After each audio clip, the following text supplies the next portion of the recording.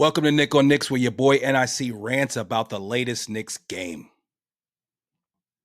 Took care of business tonight. Took care of business. The Knicks lead from early on in the first quarter. I think at one point they went down 12-7.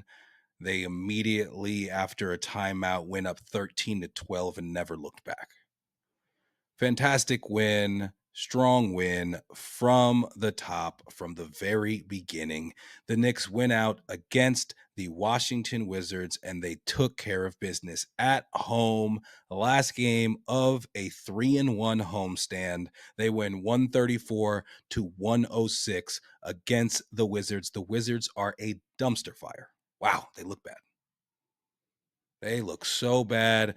Jordan Poole, talk about falling from, once being the heir apparent to Chef and Clay to getting shipped out after getting, socked in the face by your man Draymond. And now he's on the Wizards and they are bad. And so is he. Kyle Kuzma, another guy who once seemed like he had some promise that seems to be just absolutely wasting away in the nation's capital. And the Knicks do not play with their food. The Knicks take care of this game and make it no doubt by midway through the first quarter.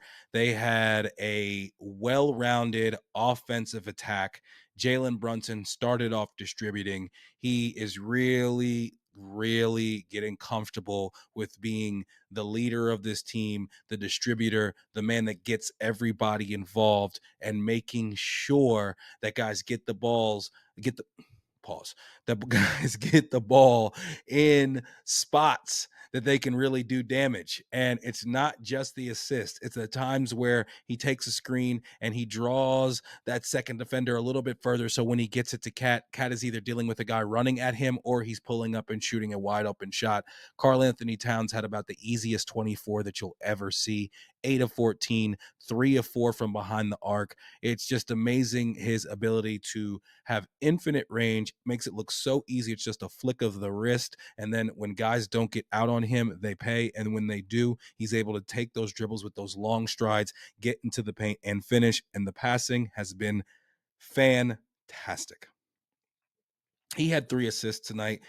I think he had a couple other hockey assists if we looked at it. And just overall, man, it's so fun to watch this guy pass the ball. He catches the ball at the elbow extended. And tonight, at one point, he grabbed the ball, he did his little thing. And then, somebody cut, but I think they weren't open. And then he basically just held it out there almost as like a signal to the OGs and the Bridges of the world. Yo, cut, and I'm going to get it to somebody. OG does a great job of always finding the angle and the timing for a cut, and then Cat just dumps it off to him. He gets fouled. OG might be turning into Kawhi before our eyes. That's kind of crazy to say, but OG, his bag has expanded, man. He's got a bigger bag. He had a small little handbag, and now he's rolling around with a duffel. OG looks so good. Man, the offensive understanding of how and when to cut, the expanding of the game where he's not just a corner shooter, but now he can relocate behind the 3-point line and get off that three and hit it with regularity. He can get into that mid-range area and pull up and hit that little line drive jump shot. It's gotten to the point where I assume those shots are going in from OG. And I'm never screaming at him that he needs to take them more. He's being extremely aggressive, and he has really had a jump. It's clear to see that OG Anunoby has absolutely had a jump from last year to this year on the offensive end, and he continues to be one of the best defenders in the league. You saw in game one what Cam Thomas did to the Knicks, and then in the second game of the back-to-back with the Nets, the Knicks and Tom Thibodeau went ahead and said, okay, we're going to unleash the dog, OG Anunoby. Shout out to my guy CP the franchise. We're going to go ahead and unleash the dog, OG, and put him on Cam Thomas. And you saw that in the second game, he was nowhere close to as effective because OG is an absolute game changer. On ball, off ball, help, passing lanes. He's fantastic on defense. He was great again tonight. Great again tonight. I love the fact that he only played 30 minutes. Tom Thibodeau did reinsert him in the fourth quarter at one point when the Knicks let the 34-point lead get down to 24. Tibbs was furious. He puts in OG Anunoby. Soon after that, he puts back in Mikal Bridges. But you know what? Mikal Bridges, he played 34 minutes tonight. Josh Hart played 32. OG at 30. Cat with only 24, which I love. And then Jalen Brunson with 30 minutes. And, we were able to let these guys get some rest. Second night of a back-to-back before they go on a 4-game trip. They come out to Phoenix on Wednesday to play the Suns. Your boy will be in the building just like I was last year when Brunson dropped that 50-piece. 12 of 12 in the second half. It was fantastic to watch. Let's see a repeat of that. We're playing against a team that's missing 2 of their 3 best players, and Kevin Durant and Bradley Beal. Oh, what a big surprise. Bradley Beal is injured. So the Knicks should come in and take care of business, and I thought they set themselves up to do that by allowing their starters to get some rest because not only was the game well in hand, but we got great contributions from some guys off of the bench, which I'll talk a little bit about here in a second. But let's talk about the rest of the starters. Josh Hart, 32 minutes, doing exactly what you expect out of him. 6 of 9 from the field, 14 points, very efficient. Add into that another 6 rebounds and 3 assists as well. Josh Hart looked like, the guy that we expect. He's shooting the 3 way more confidently this year. All that talk in the preseason about him not shooting, him making comments about him not really knowing what his role is, all of that has gone out the window. He's been fantastic. He caught a great pass from Brunson. Brunson, again, with the no look, boom, gives it to him in perfect time. He's basically just barely touch his hands and lay it up. And as we know, when it comes to finishing in transition and in the open floor, whether he's handling the ball and he's going coast to coast, or he's catching it on the back end and then having to go up and finish, other than LeBron James, there is nobody in the entire NBA who is better at finishing in the open floor with a layup than Josh Hart. Someone in the comments tell me somebody other than LeBron James that's better at that than Josh Hart is. Either hand, in traffic, reverse, same side, going up strong, up and under. It's amazing. It's gotten to the point where I expect them to go in, and it's been like that since he's come over from Portland, and it's fantastic. It's a great weapon for this team to have in the open floor, which is a guy at his size who's 6'4" and is going to be able to get to the rim and finish with regularity on anybody. He's great at it, man. He's so good at that. Mikal Bridges gave you a typical Mikal night, 7 of 14. He got it going in the fourth quarter to give himself a couple more points. He ended up with 14 points on the night. He had 5 assists, which I love. He had 3 rebounds. I thought he played pretty good defense. Only 2 turnovers. And I just thought Bridges played pretty well. That little midi that he hunts a couple times it missed today, which it seems like it never does. But Bridges gave you a typical Bridges game. It's amazing how wildly consistent this guy is. With that 14 to 18 points, shooting around 50%. Today, he didn't hit the threes. He was 0 of 4. But he gives you what you need in this type of game, and he gave me a certain level of aggressiveness on defense, which always to me is the barometer for how I feel about Bridges and how he's going to play on a particular night. Karl-Anthony Towns had the 24 points. He also added 12 rebounds. He was 5 of 5 from behind the arc. Those 3 assists, like we talk about, Cat just continues to be a monster. He's been fantastic. Watching him on a nightly basis, you really get to appreciate what an efficient and what just a skilled player this guy is. He can do it all. He can do it all. He's really played great. I saw him get some stops at the rim today. So I'm hoping that, takes his percentage down. I still think it's bullshit. Add the blocks. Add the blocks to his defensive percentages. Those are missed field goal attempts. But I like what I saw out of Cat tonight. Jalen Brunson, like we said early on, was just getting everybody involved. And Jalen Brunson ends up having 11 assists tonight.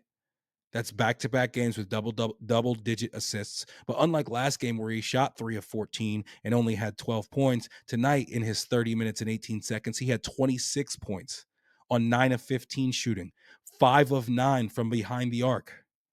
You knew after going 0 for 5 from behind the arc last game that Jalen Brunson was going to get it going. He rarely has 2 consecutive bad games. Now I want to see him have 2 consecutive good games. Come to Phoenix and light it up. Come light up the desert, JB. Campaign Campaign. I mean, listen, he's officially in the circle of trust. That's it is what it is, man. You know, he's our guy now. I haven't seen any silly dances pregame, which is the one thing that I really was really nervous about when we acquired him. But beyond that, I just love the way that this guy plays. He plays hard. He always keeps his dribble alive. I love that from a point guard. He's clearly not scared to shoot. I think after Brunson and Karl-Anthony Towns, he gets up the most shots per minute when he's out there on the floor, and he has an extremely awkward release, but it goes in, man. He's 5 of 6 from behind the arc tonight. 17.7 assists. A second very solid game for Campaign, stepping up with even more of an increased role with Deuce McBride out with the sore knee. Campaign played fantastic tonight. He's got that swag to him. And, he plays hard, man. He plays hard. He's a good off the bench role piece depth guard. He is. Again, another great move by Leon Rose. Jericho Sims played good today. Huck Porty Hive, which I'm probably a member of. All of us that last game could not believe that Huck Porty got a DNP after that game on Friday night against the Nets where he looked so good. He was blocking shots. He was dunking the ball. He was getting assists. Next game, he gets nailed to the bench by Tibbs. In a game that we run an 8-man rotation, we have 3 guys finish with over 40 minutes against the Nets, a game that we were up, over 10 with a few minutes to go. And there's a lot of people in Knicks land screaming that we're playing guys too much.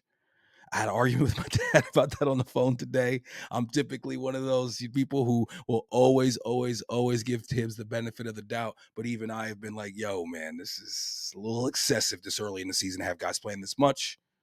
Tonight, the Knicks forced his hand because they took care of business and made this one a laugher. And Jericho Sims, especially since he's gotten the heat lamp turned up on him a little bit. The microscope is focusing on him.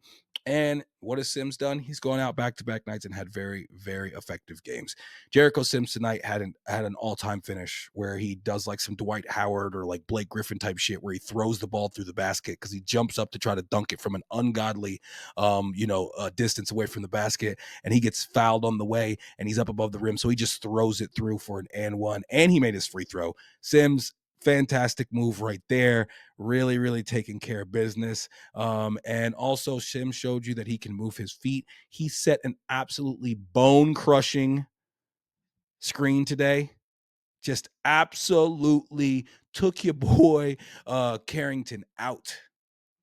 Took him out with a screen, and the refs did not blow the whistle. Typically, when a guy gets screened hard in today's NBA, refs immediately want to call it an offensive foul. That was a good, clean screen, and I'm glad they didn't call it a foul. Sims was fantastic tonight. He really, really did play well, and it's not one of those games where it's just like, oh, he didn't do anything stupid. He had some moments where he did his thing. He had 7 points. He had 7 rebounds, and, he just looked a little bit more competent out there. And, hey, man, I also saw, it's been floating around Knicks Twitter that Sims' significant other, she celebrated a birthday recently and posted some pictures of the night's festivities, including her in Jericho's arms. And I will say that your man Jericho, he's taking care of business. Okay, he's doing all right for himself.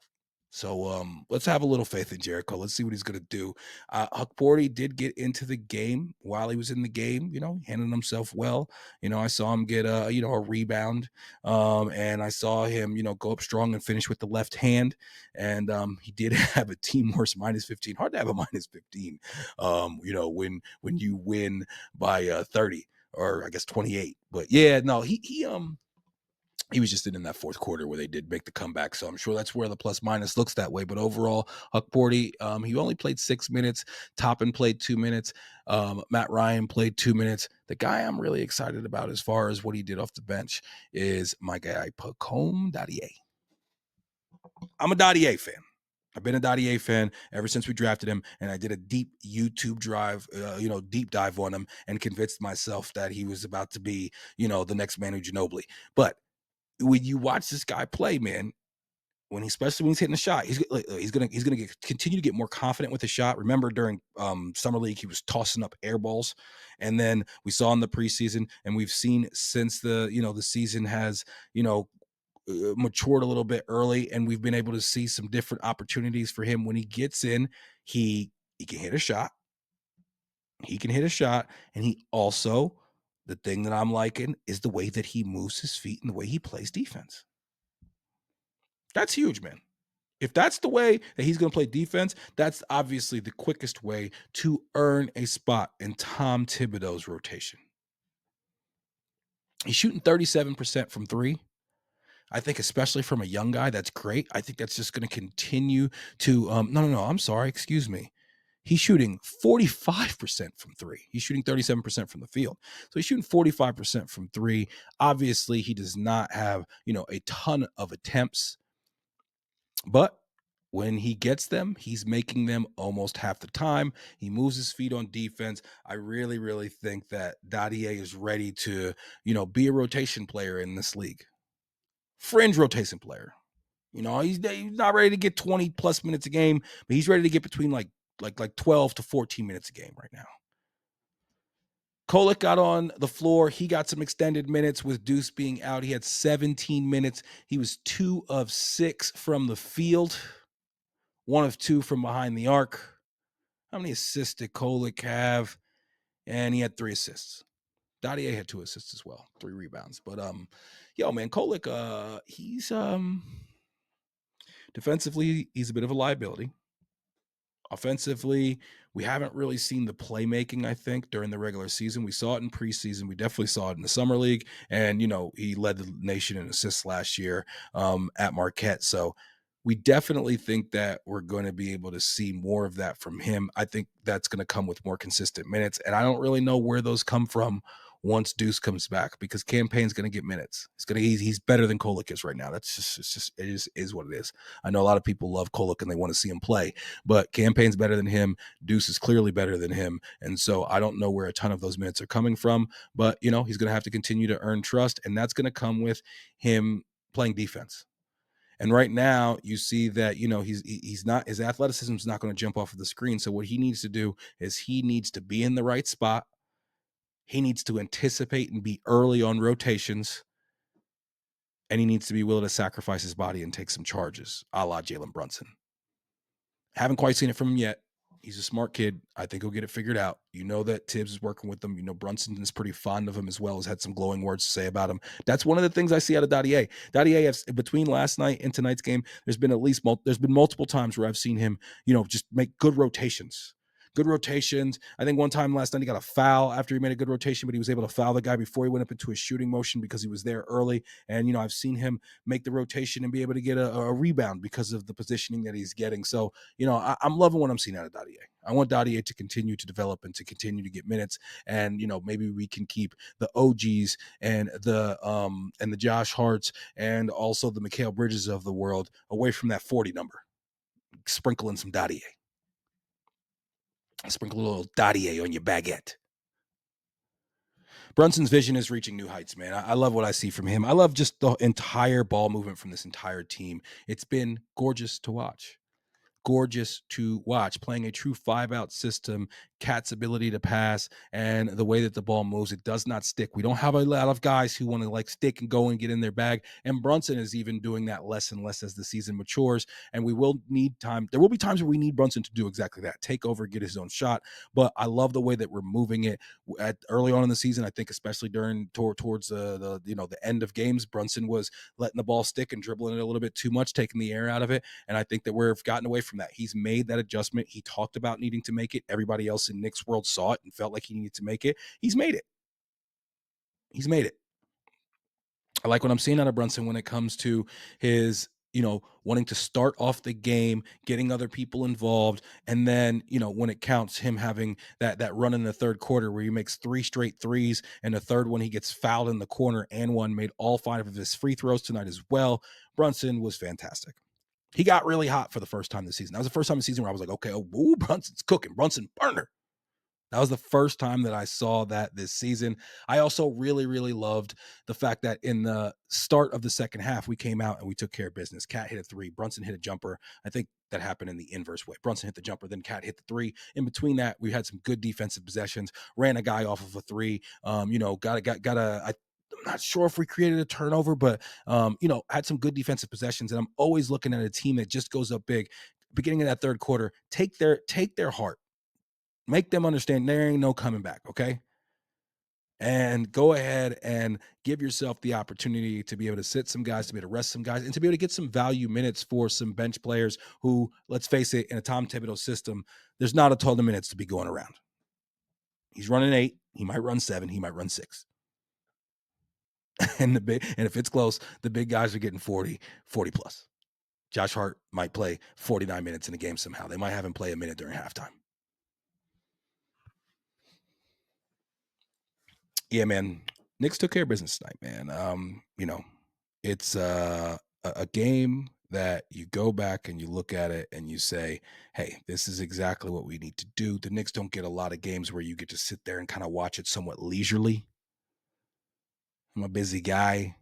I will admit there was one point in the game where I wouldn't say I dozed off, but my eyes closed for a second. Typically, I'm sitting on the edge of my seat and my heart is beating. My palms are sweaty, knees weak, arms are heavy. But today it was like, hey, man, it was never in doubt. The OG backdoor cuts and all these backdoor cuts and layups and shit that we're seeing for dunks. One thing that all you people out there that are screaming that you can't wait to see Mitch come back and you want to see Karl-Anthony Towns at the 4, which I think is foolish and it's not going to happen. The whole reason we made this trade is because we wanted to run 5 out and all of that changes. All of those little backdoor cuts for dunks and everything, those go away if Mitch is on the floor. Because his man is going to be back there because he doesn't have to guard him. He doesn't have to guard him away from the basket. So you're not going to be able to do things like that. Cat, when he catches it, is not going to have a wide open lane for people to zigzag and cut through. So think about that. Think about that, all of you people who are saying you want to see Cat at the 4. I don't think it's going to happen. And I think that from everything that you've seen, if we can turn up the defense a little bit, we're going to be a top 2. I think we're going to be top 3, definitely top 5 in offensive rating. So if we can do that, and then maybe not be top 5 in defensive rating or top 3 like we have been, but maybe we can, we slip back to and still stay within that top 10 net rating. I think we can still be one of the better teams. And I think that is one of the better stats overall to really measure what a team is and how they're performing. And I think that the scale is going to tip a little bit this year where, defense, we might fall off a little bit, but we improve so greatly in offense that overall it makes a team that has a better chance to get it done and get a championship and bring that trophy back to New York so we can walk down the canon of heroes and talk about the 2024-25 New York Knicks and what a magical championship team that is. Hey, let's put it out there. Let's put it out there, people. It's your boy Nick on Knicks. Peace.